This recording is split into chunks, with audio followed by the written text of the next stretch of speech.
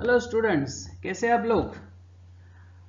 अभी तक हमने बहुत सारी बातें एक्सप्लेन की है, बहुत सारे एक्सरसाइज भी सॉल्व कर लिए हैं। तो अभी यहाँ पर हम कुछ नया पार्ट इंट्रोड्यूस कर रहे हैं। वैसे तो उसका यूज हमने ऑलरेडी किया हुआ है, बट कुछ उसके एक प्रॉपर हेड्स होते हैं। ये हेड्स के बारे में आज हमें एक्सप्लेनेशन करना है। तो यहाँ पर टाइप्स ऑफ एसेट्स की हम बात करेंगे। हमने पहले एक्सपेंसेस के बारे में बात कर लिया था, capital expenditure, revenue expenditure. Very good, आपको याद आ रहा है। अब यहां पर types of assets. Generally assets हमने पहले दिन से ही देख ली थी, रियल अकाउंट में हमने उसे इंट्रोड्यूस किया था। तो यहां पर एसेट्स अगर होती है तो उसके तीन पार्ट्स होते हैं एक्चुअली। पहला एसेट्स आता है, उसे बोला जाता है fixed assets. Second thing, current assets. And third is fictitious assets. Fixed assets, current assets, fictitious assets. कुछ नया नया दिख रहा है, ओके, बट एक्सप्लेन करते हैं तो ये भी आपको अच्छे से अंडरस्टैंड हो जाएगा।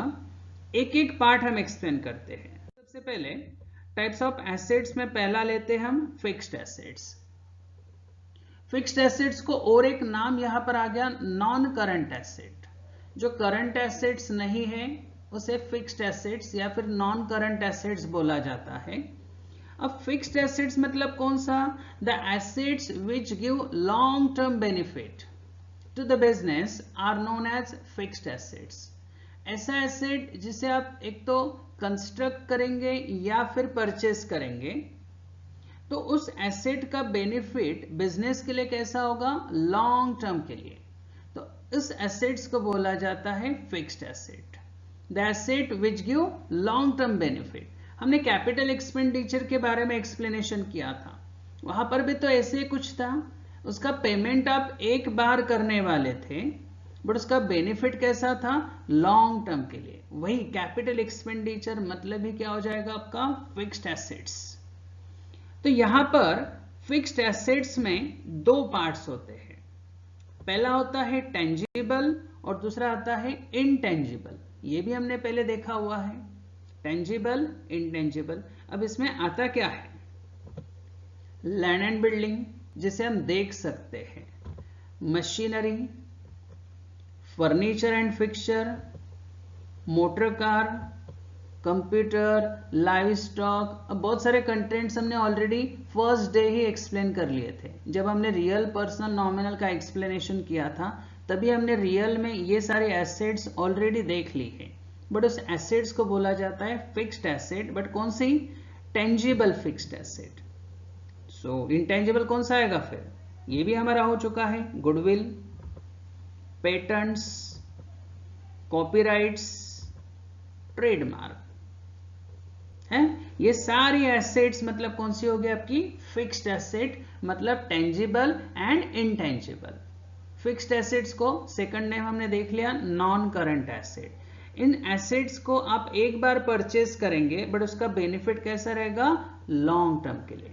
इसके लिए इसे फिक्स्ड एसेट्स बोला जाता है। सेकंड है करंट एसेट्स। करंट एसेट्स या फिर उसे सेकंड नेम है फ्लोटिंग एसेट्स। तो करंट एसेट मतलब कौन सी? The assets which are held in the business for operating year. Operating year मतलब आपका जो भी फाइनेंशियल ईयर होगा वही मोस्टली ऑपरेटिंग ईयर होता है, and can be converted into cash very easily are called as current asset. ऐसा asset जिसे आप इजीली कैश में कन्वर्ट कर सकते हो उसे बोला जाता है करंट एसेट।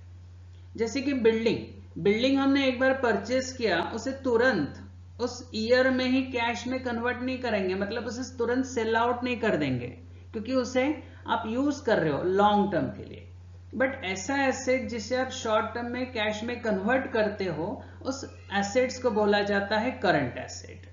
मतलब कौन सी? देखिए, डेटर्स मतलब ऐसे पर्सन्स जिसे हमने क्रेडिट में माल बेचा हुआ है। अगर हम किसी पर्सन को क्रेडिट में गुड्स सेल आउट करते हैं तो उसे हम कितने महीने का क्रेडिट देंगे, 2 महीने, 3 महीने, और एक 2 मंथ्स, 3 मंथ्स, ये तो आपका शॉर्ट टर्म हो गया। तो शॉर्ट टर्म में डेटर्स कैश में कन्वर्ट हो जाएगा ना, इसके लिए इसे करंट एसेट्स बोला जाता है। सिमिलर बिल रिसीवेबल, ये भी उसी डेटर्स का ही पार्ट होता है। यहां पर भी 2, 3, 4 मंथ्स यहां पर उसे शो किया जाएगा। तो 2, 3, 4 मंथ्स मतलब शॉर्ट टर्म, तो ये भी शॉर्ट टर्म में क्या हो जाएगा, कैश में कन्वर्ट हो जाएगा। स्टॉक ऑफ गुड्स, अगर आपके पास at the end of the year कुछ गुड्स बैलेंस रह गया जो अनसोल्ड है, तो उसे तुरंत सेल कर सकते हैं ना। जब भी उसका सीजन आएगा, सीजन तो तुरंत आ जाएगा। जैसे अगर मेरा कोई मंकी कैप का बिजनेस है तो ये विंटर में चलेगा, और विंटर खत्म होने के बाद फिर समर आएगा, फिर रेनी सीजन आएगा, उसके बाद तुरंत तो विंटर आएगा ना वापस 8 मंथ्स के बाद। मतलब 8 मंथ्स मतलब ये भी तो शॉर्ट टर्म है। तो स्टॉक ऑफ गुड्स भी आप कैश में कन्वर्ट कर सकते हो उसी ईयर में, तो it is called current assets. Cash in hand, cash at bank, तो ये सारी एसेट्स आपकी कौन सी थी, करंट एसेट्स। एक एसेट और है यहां पर, फिक्टिशियस एसेट्स। हाँ, ये थोड़ा नया पार्ट है, तो केयरफुली देखिए फिक्टिशियस एसेट्स होता क्या है। These assets are not represented by tangible possession or property. ये एक्चुअल प्रॉपर्टी या टेंजिबल पोजेशन नहीं है। They are imaginary asset. ये इमेजिन किए हुए एसेट्स है, but do not have any realizable value. जैसे डेटर्स को वैल्यू था, बिल्डिंग को वैल्यू था, वैसे ये फिक्टिशियस एसेट, ये एसेट में तो शो होगी, बट ये इसे कोई भी रियलाइजेबल वैल्यू नहीं है। For example deferred revenue expenses, हमने पहले एक्सपेंसेस किया है, एक्सपेंसेस के बारे में एक्सप्लेनेशन किया था, तो वहां पर हमने एडवर्टाइजमेंट के बारे में एक्सप्लेन किया हुआ था, हेवी एडवर्टाइजमेंट। तो डेफर्ड रेवेन्यू एक्सपेंसेस मतलब आपका फिक्टिशियस एसेट्स बोला जाता है। तो ये थे आपके types of assets. Now liabilities, जैसे हमने एसेट्स के बारे में एक्सप्लेनेशन किया, वैसे लायबिलिटीज के बारे में भी है। अब लायबिलिटीज मतलब क्या, amount payable by the business to others is known as liability. ऐसा अमाउंट जो बिजनेस किसी पर्सन को या अदर पर्सन जो भी होगा उसे पे करने वाली है, अभी तक दिया नहीं है, उसे लायबिलिटी बोला जाता है। इट इज अ डेब्ट और amount due from business to others for the benefit received by business. उस पर्सन को आपको देने हैं क्योंकि उसकी तरफ से आपको कुछ बेनिफिट हुआ है, बट अभी तक आपने उसे पैसे नहीं दिए हैं, तो उस पार्ट को बोला जाता है लायबिलिटीज। जैसे किसी एम्प्लॉयज की तरफ से मैंने काम करवा लिया, बिजनेस का बेनिफिट हो गया, बट उसका पैसा मैंने अभी तक नहीं दिया है, नहीं दिया मतलब पेएबल है, सो अमाउंट पेएबल मतलब लायबिलिटीज। तो यहां लायबिलिटीज में भी कुछ पार्ट एक्सप्लेन कर लेते हैं, जैसे कि लोन टेकन, आपने लोन लिया है तो वापस भी तो देना पड़ेगा ना, ये लायबिलिटी हो गया आपका। क्रेडिटर्स, क्रेडिटर्स मतलब आपने किसी पर्सन की तरफ से उधार में माल परचेस किया है, क्रेडिट परचेस, तो उसे उतने पैसे देने हैं, it's a creditors, so liability. Bills payable, payable है, डेफिनेटली आपको अंडरस्टैंड हो गया, बिल्स पेएबल। बिल रिसीवेबल हमने एसेट्स में कंसीडर किया था, यहां पर ये बिल्स पेएबल है, सो लायबिलिटी। आउटस्टैंडिंग एक्सपेंसेस, आउटस्टैंडिंग मतलब ऐसा खर्चा जो अभी तक पेड नहीं किया, जैसे मैंने सैलरीज के बारे में भी एक्सप्लेन किया, तो मैं अगर उसे 12 महीने का सैलरी पे करता हूं साल भर में, बट मैंने 11 मंथ्स का पे कर दिया है, आखिरी का 1 मंथ का अभी तक पे नहीं किया है, मतलब outstanding salary, it's liabilities. Bank overdraft, bank से आपने जो पैसा एक्स्ट्रा लिया है, ओवरड्राफ्ट लिया है, तो उसे बैंक को वापस भी तो करना पड़ेगा ना, लायबिलिटीज। तो ये सारी लायबिलिटीज जो बिजनेस की है, क्योंकि आपने वहां से कुछ बेनिफिट लिया हुआ है, बेनिफिट रिसीव्ड हुआ है, उसके अगेंस्ट आपको पैसे देने थे बट अभी तक पे नहीं किए, इट इज कॉल्ड लायबिलिटीज। अब इस लायबिलिटीज के भी कुछ टाइप्स है, जैसे हमने फिक्स्ड एसेट्स के टाइप्स देखे, वैसे लायबिलिटीज के भी है। तो देखिए क्या है, यहां पर 2 पार्ट्स होते हैं। पहला आता है fixed liabilities and second thing current liabilities. जैसे फिक्स्ड एसेट्स था और करंट लायबिलिटीज था। वैसे यहां पर fixed liabilities and current liabilities. देखिए पहला fixed liabilities, one of the major source of funds in the business is fixed liabilities.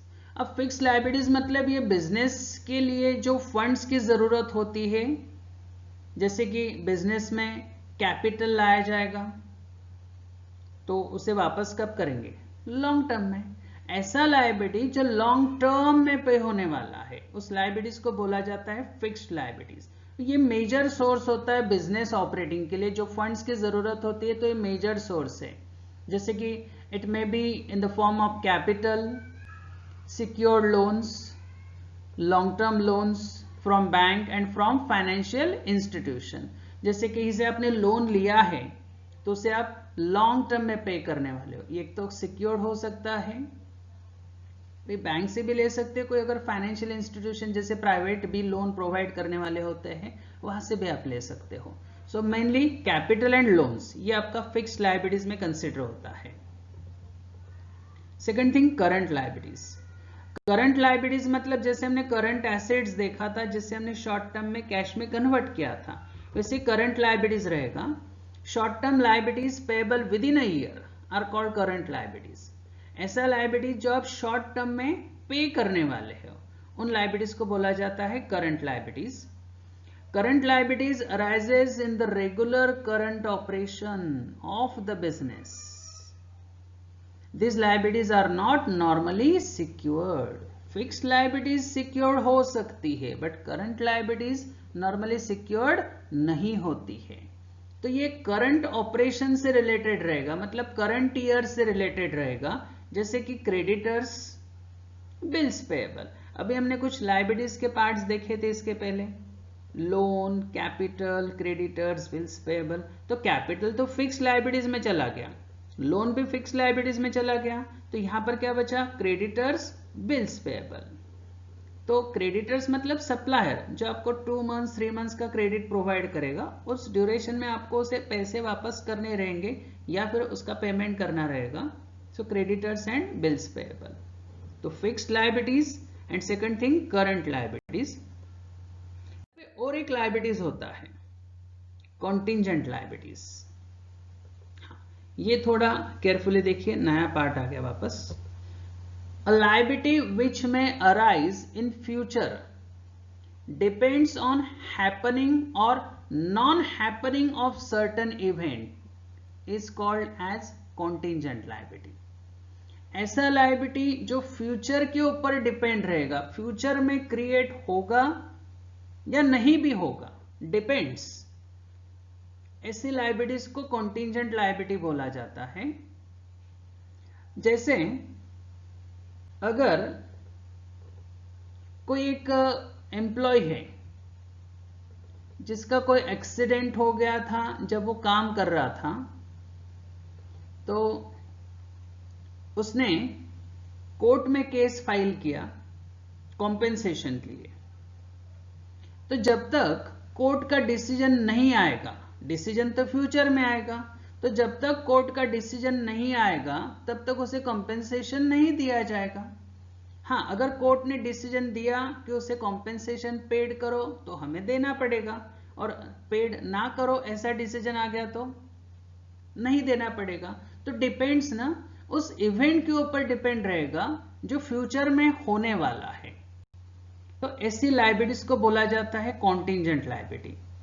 As it is not confirm और परफेक्ट लायबिलिटी, ये कंफर्म नहीं है कि हमको देना ही है, देना भी पड़ सकता है या फिर नहीं भी। अगर मैंने बैंक से लोन लिया तो हमें पता है ना कि हमें देना ही है, this is a confirm liability. But ये कॉन्टिंजेंट लायबिलिटी ऐसा लायबिलिटी है जो डिपेंड ऑफ फ्यूचर इवेंट, उस इवेंट के ऊपर डिपेंड है फ्यूचर के, देना पड़ेगा या नहीं पड़ेगा, depends. It does not affect the financial position. तो ये कॉन्टिंजेंट लायबिलिटी हमारे बैलेंस शीट में जो हमारे eight the end of their financial position show करती है, उस बिजनेस की लायबिलिटीज में काउंट नहीं होता है, क्योंकि डिपेंड ना, ये देना है या नहीं देना है, अभी उसका जो भी डिसीजन नहीं हुआ है, इसके लिए परफेक्ट लायबिलिटी नहीं है। तो हम उसे हमारे बिजनेस की टोटल लायबिलिटीज में कंसिडर नहीं करते हैं। It is not shown on the liability side of balance sheet, ये हम बैलेंस शीट में शो नहीं करते हैं। बैलेंस शीट ये at the end of the year business prepare करता है, but it is shown by way of foot note to the balance sheet. बड़े बैलेंस शीट में कहां पर शो करेंगे, जिस बैलेंस शीट के फुट में नीचे एक ब्रैकेट में इस नोट को शो किया जाएगा कि उसे पैसे देने हैं, जो भी रहेगा।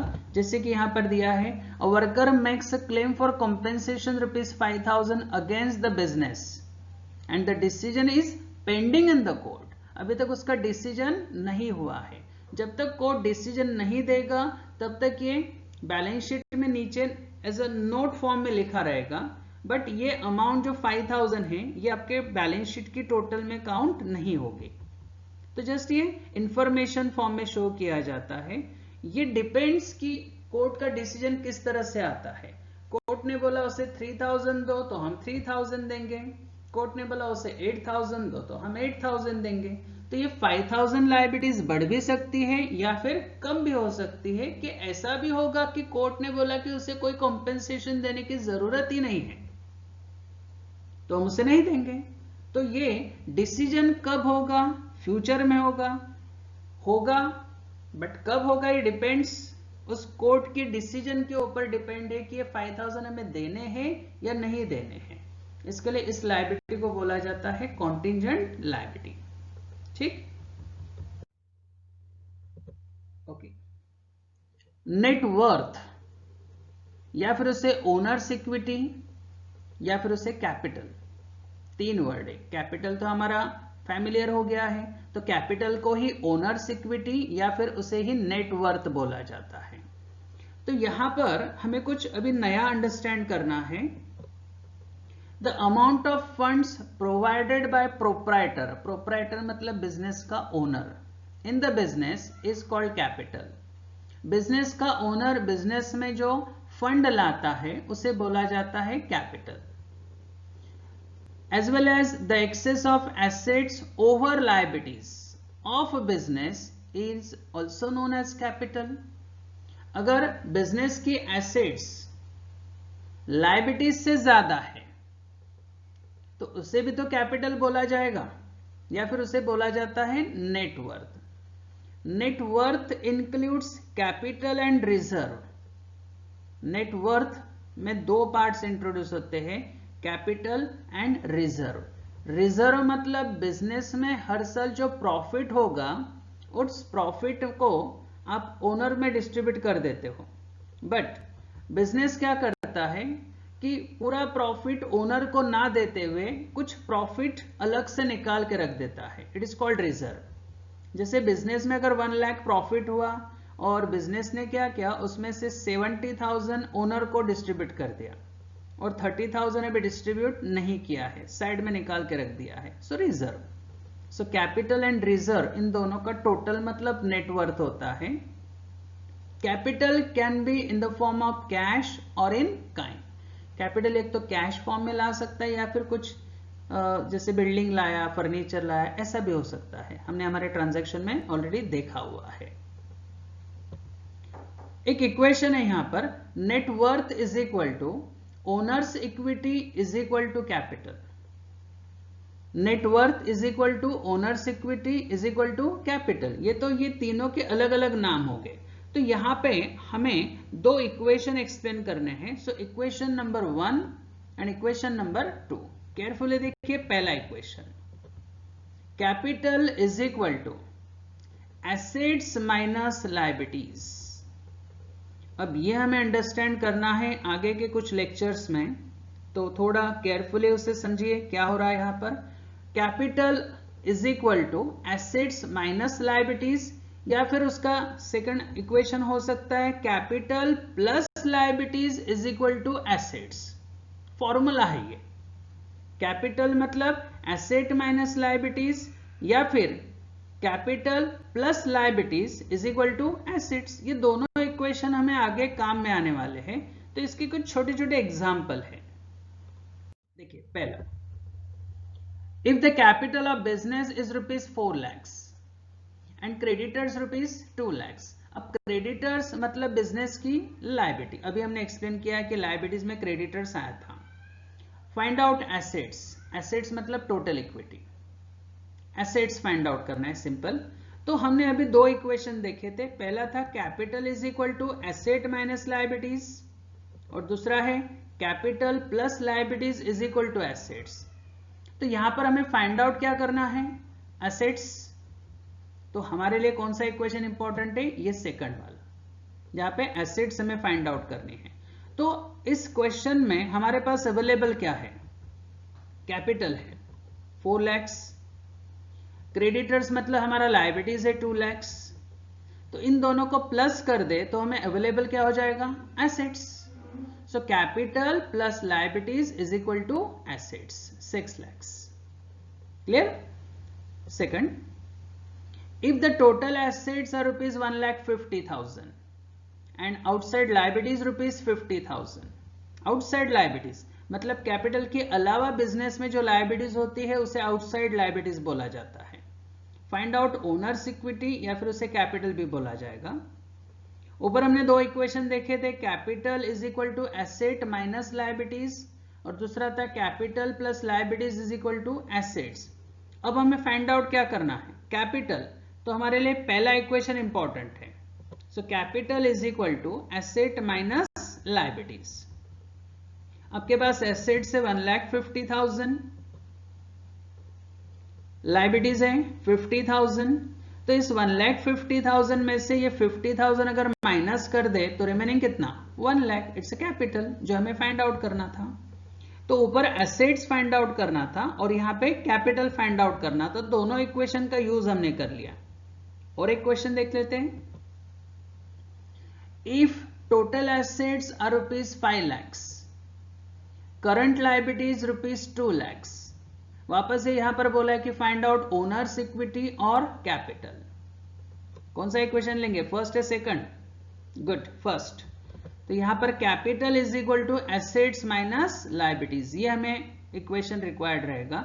हमारे पास एसेट्स अवेलेबल है, हमारे पास करंट लायबिलिटीज भी है और फाइंड आउट क्या करना है, कैपिटल। पुटअप कर लेते हैं, एसेट्स है 5 lakhs, लायबिलिटीज है 2 lakhs, सो डिफरेंस आएगा उसका 3 lakhs।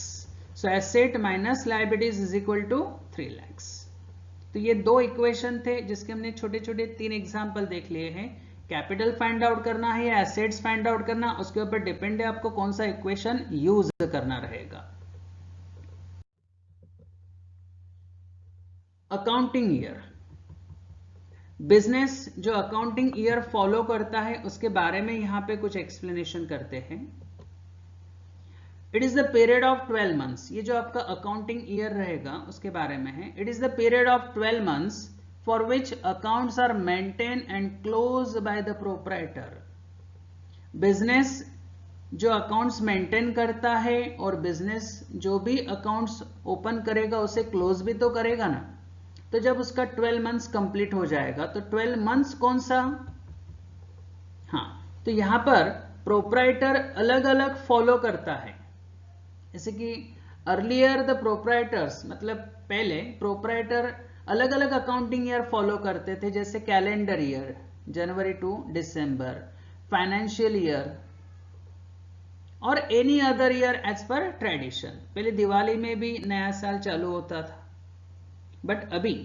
but now for income tax purpose an accounting year starts on 1st April and end on 31st March। अभी कंपलसरी इनकम टैक्स पर्पज के लिए आपका जो अकाउंटिंग ईयर रहेगा जो 12 months का होता है, तो स्टार्ट कब होगा 1st April और एंड कब होने वाला है 31st March। तो अप्रैल टू मार्च ये हमारा फाइनेंशियल ईयर होता है जो 12 months पीरियड का रहेगा। At the end of accounting year, a proprietor has to prepare trading account, profit and loss account, and balance sheet to find out the financial position of business. At the end, मतलब 31st March को every year businessman या business एक trading account, second profit and loss account and third balance sheet ऐसा format prepare करेगा और business का financial position वहां पर फाइंड आउट करता है। तो this is accounting year. Okay, एक नया पार्ट यहां पर और एक्सप्लेन कर लेते हैं, ट्रेडिंग कंसर्न। ट्रेडिंग मतलब जहां पे ट्रेड हो रहा है, जहां पे बिजनेस हो रहा है, जहां पे बाइंग एंड सेलिंग एक्टिविटीज हो रही है, उसे ट्रेडिंग कंसर्न बोला जाता है। A business concern established with an object of earning profit। हाँ, ये ट्रेडिंग कंसर्न जो रहेगा उसका मेन ऑब्जेक्ट क्या रहेगा, earning profit by selling goods. Goods sale करना और वहां से प्रॉफिट अर्न करना is known as trading concern. But goods sale करना ये तो हमने लिख दिया, बट उसके पहले परचेज भी तो करना रहेगा ना। तो इस ट्रेडिंग कंसर्न में हमेशा दो एक्टिविटीज आती है, बाइंग एंड सेलिंग। आपको प्रॉफिट कब होगा, जब आपने कोई परचेज किया है गुड्स और उसे आप सेल करने वाले हो, और उसमें आपको अर्न क्या होने वाला है, profit. It is also called as commercial organization और प्रॉफिट मेकिंग ऑर्गेनाइजेशन। इस ट्रेडिंग कंसर्न को एक तो कमर्शियल ऑर्गेनाइजेशन या फिर प्रॉफिट मेकिंग ऑर्गेनाइजेशन भी बोला जाता है। ठीक, और एक पार्ट होता है यहां पर non trading concern. Non trading मतलब जहां पे ट्रेड एक्टिविटीज नहीं हो रही है, मतलब बाइंग एंड सेलिंग नहीं हो रहा है, तो क्या होगा, it is an organization not establish for making profit. ऐसा जो कंसर्न रहेगा या फिर ऑर्गेनाइजेशन रहेगा जो प्रॉफिट मेकिंग के लिए फॉर्म नहीं किया जाएगा, तो क्या होगा, for rendering services to the society. जो सोसाइटी को क्या प्रोवाइड करेगा, सर्विस प्रोवाइड करेगा। An organization may be formed for promoting a useful object like art, science, sports, culture, charity, profession। जैसे मैं आपको टीच करता हूं तो मैं प्रोफेशन कर रहा हूं। कोई आर्ट किसी के पास है, ड्राइंग बनाता है, तो ड्राइंग आपको सिखाएगा, मतलब आपको मतलब सर्विस दे रहा है। कोई स्पोर्ट्स क्लब होता है, स्कूल से, हॉस्पिटल से, तो ये सारे सर्विस प्रोवाइड करने वाले पार्ट्स आते हैं, तो इन सबको बोला जाता है नॉन ट्रेडिंग कंसर्न। तो यहां पर हमने बहुत से अलग अलग पार्ट्स आज इंट्रोड्यूस कर लिए हैं, तो उसे प्रॉपरली नोट डाउन कीजिए। आगे हमें और कुछ नए पार्ट्स एक्सप्लेन करने हैं, तो ये हमें याद रखना रहेगा, जो आज हमने इक्वेशन सीखे हैं उन्हीं इक्वेशन से लेकर हमें आगे बहुत सी बातें नेक्स्ट लेक्चर में सीखनी है। टाइप्स ऑफ एसेट्स हमने देखा, टाइप्स ऑफ लायबिलिटीज हमने देखा, तो इसका यूज हम आगे करने वाले हैं। Okay, bye.